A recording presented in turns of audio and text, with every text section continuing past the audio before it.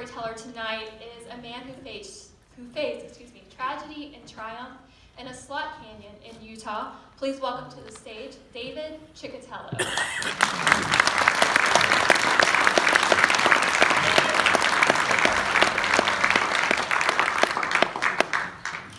Thank you. In 1958, I entered kindergarten, and at the same time, my brother Louis entered Carnegie Mellon University as a freshman. There were 13 years between us. And so while I was growing up, Louis wasn't around, but he was around.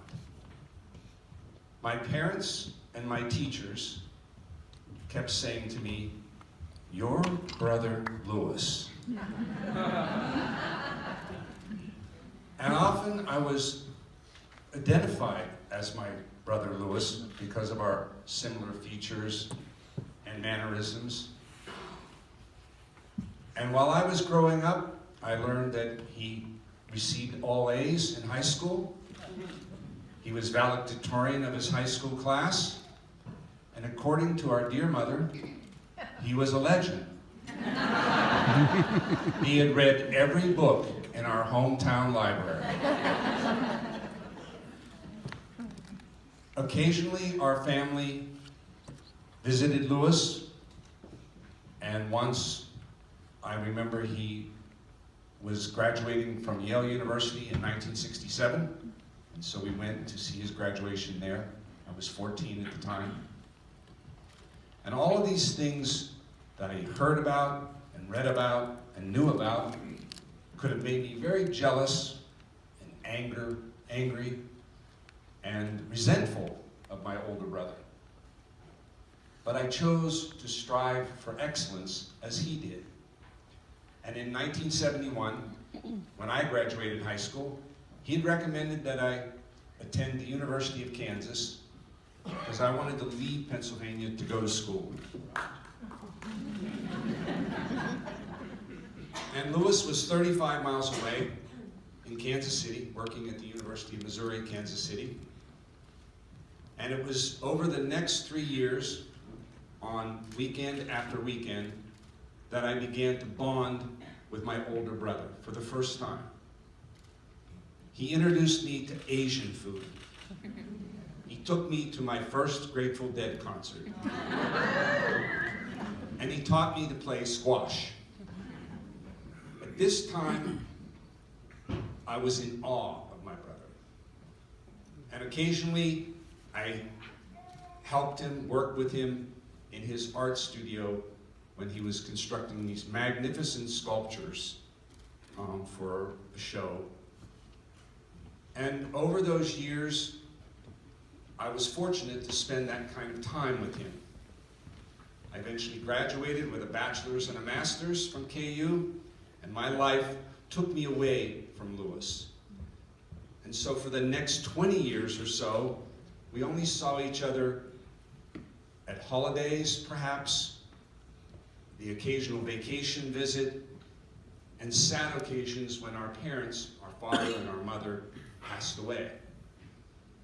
But it was in 2000 when Louis and my other older brother, Carl, invited me to go to Utah, to southeastern canyon country, where they had been camping and hiking to the rock art sites and the ruins in that area. And I began to join them at least once a year for these trips. And then in 2006, Louis wanted me to start going to the canyons with him and do technical climbing to reach those sites that we needed to get to. That meant I had to learn to climb with ropes. I took a climbing class at my university, but I really learned to climb in the field with Louis. And so beginning in 2006, at least once a year, perhaps twice a year, Louis planned the hikes, he planned the meals, and he drove us to Utah from Colorado Springs. And in those years, beginning in 2006, another phase of bonding began with my brother. It was March 6th, a Sunday, 2011. We had come into Robbers Roost country to spend a week hiking.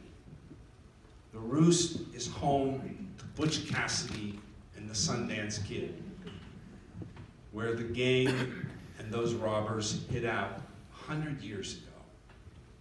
It's a landscape of sagebrush, of small cedar trees. It's the desert. It's filled with jackrabbits, wild horses, and free-range cattle. It's the wilderness. It's peaceful. It's remote. And on that day, we got up. It was frosty that morning. We were to break camp and move to another location for our next series of hikes. Louis fixed breakfast burritos that morning, stuffed with the potatoes and chorizo and eggs. And our destination that day for our day hike was No Man's Canyon, the North Fork. That canyon ended in a spectacular drop of about 80 feet. And that was the end rappel, and then we would go out the canyon back to the truck. We got to the trailhead about 9 o'clock. I was dressed that day in the clothes I'm wearing tonight, except for the ball cap I put over there on the chair. Put on our packs, got on the hike, went into the canyon. It was 9 o'clock in the morning. For the next 4 hours, we had no issues. Went through about 4 rappels, which were drops of 25 to 40 feet. Got to the last part of this hike. And No Man's Canyon is a slot canyon, which means at places in the canyon, it's no wider than my body. Or in some places, you have to turn your body to go through. That narrow. And when we reached the last portion of this hike, the final rappel, you enter this space that looks a little bit like a cave, but it has an exit crack that goes down to the edge and then the drop. My brother wore a watch. I don't. So I know that it was 1 o'clock because he said, "It's 1 o'clock. Let's go down, have our lunch, go out." We set up the rappel, and I remember threading the rope through the ring, and when we saw the tape, that was to mark the middle of the rope, we stopped. My brother went first. He always went first, because his first commandment was the most experienced climber goes first. And I can count on 2 fingers how many times he let me go first. This final exit rappel started on a slope and a slot that was as wide as my body, so 2 people could not go down to the edge at one time. And as he was going down, I watched him from about 20 feet away. He got to the edge, he maneuvered over the edge, and started to go down, and was out of my sight. In a few seconds, I heard him say, "It goes fast," because this was a free rappel, meaning you could not touch the side of the canyon with your feet. You were hanging in air. A few seconds later, he said, "Oops, the rope was short." And I panicked because I knew what that meant. And momentarily, he said, "No biggie." And when my brother said, "No biggie," he had it under control. And I felt relief in that moment. I was watching the rope taut over the edge of the canyon cliff, and in what seemed like a few seconds, the rope zipped through the rappel ring, down the slot, over the edge. And in that moment, I knew my brother had fallen. And I shouted, "Lewis, Lewis, Lewis!" I heard no cry. I heard no hard fall in the canyon below. I shouted his name again, and without another reply, I panicked. I had to get out of there. I had to reach my brother. I had no rope to go down, because we only had one rope.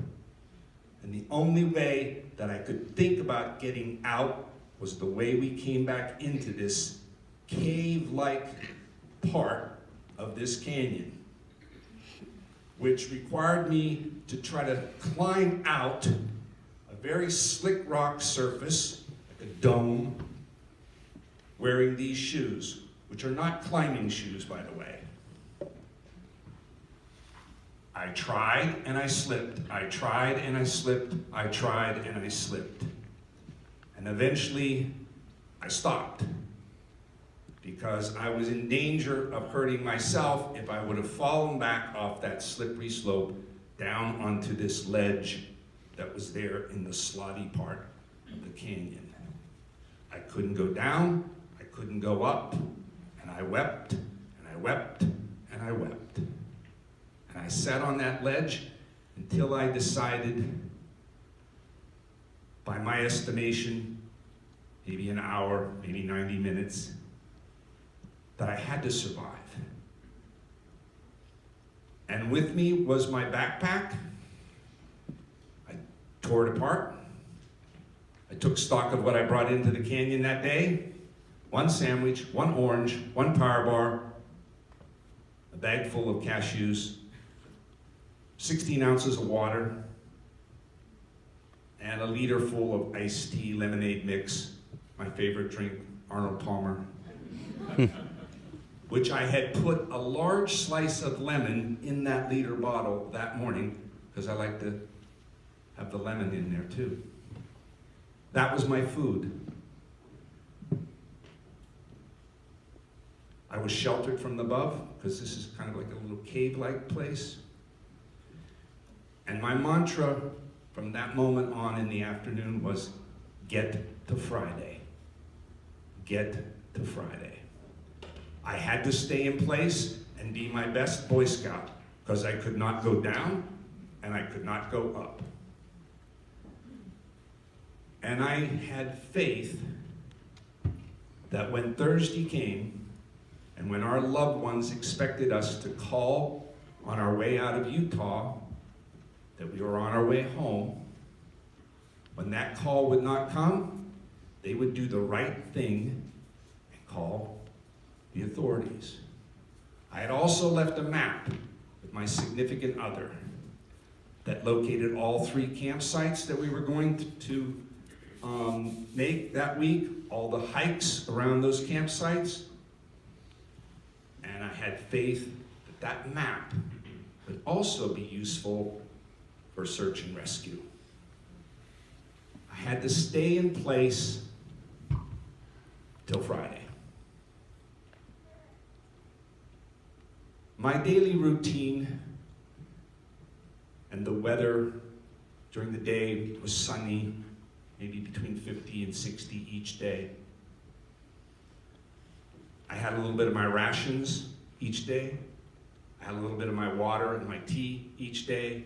Had a slice of orange each day. I prayed, Hail Mary, full of grace, every day. I sang, "Oh, beautiful for Spain." I could sing that song. I began to carve my name and put a hash mark for each day. I looked out at the sky, At night and in the evening, when the temperature would drop below freezing, I watched the stars through the crack, the moon.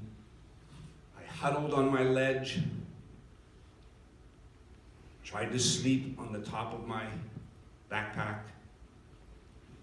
and I said my mantra over and over and over again. Get to Friday, get to Friday, get to Friday.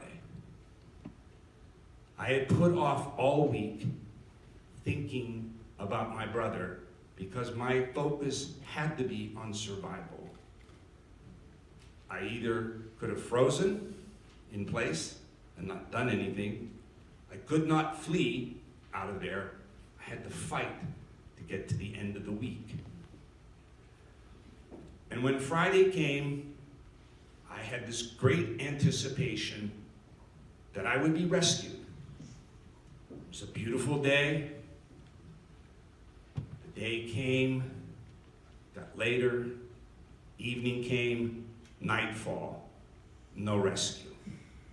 And I was very, very low. I had hoped that if I had gotten to Friday, I'd be rescued. I was attempting to sleep very late at night when I heard a helicopter come around and face that crack. Shone its light into that slot, and I leaped up and said, "I'm here!" Knowing that they could not hear me, of course. But that was the greatest joy of Friday, knowing that they were looking for us, and that the search was on, and that most likely Saturday, the next day, would be my rescue. I waited on Saturday, and later I was told it was about 1 o'clock in the afternoon when they came around again. They signaled, they stood up, they saw me, they had located my brother at the bottom of the canyon. The search and rescue team were dropped. I got extracted out of the canyon, put on a helicopter and airlifted the Moab Regional Hospital.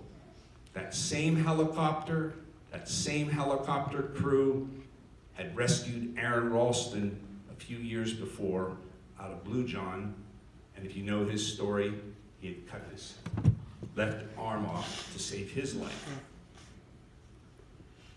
My healing started at that hospital. I had 3 bags of IV saline solution and the best chicken soup I had ever eaten in my life.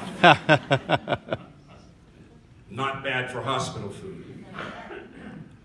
I wanted to see a priest, and there was no priest at the hospital, but the doctor and his friend cleaned me up, put me in borrowed clothes, and took me to Mass. And after Mass, I spoke with Father Bill Wheaton and said, I feel so bad that I'm here and that my brother isn't. I had gotten out of the canyon, but the canyon was still in me. I got back to Murfreesboro, and my healing continued.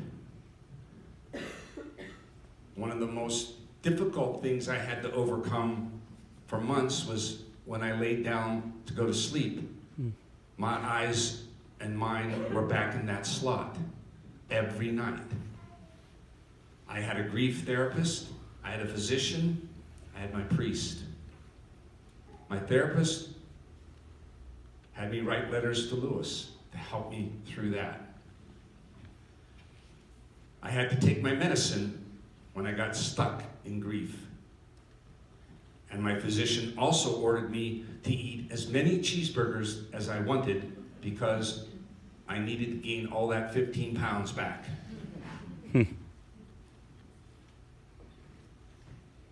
My recovery arc was about 18 months. And this opportunity to share my story along with my colleagues is an opportunity to reinforce some of the things that they've already shared. It could be a divorce. a bankruptcy, a loss of a job, and that person is on a ledge. They have to face their own trauma and loss, as I did, and we get through it. And the most important thing is that while my experience may be unique, that is, it's one of a kind, 144 hours in a confined space, when most of the time, nearly all of the time, I was living in my head. But my survival experience is not any better than anyone else's. It's really about moving through it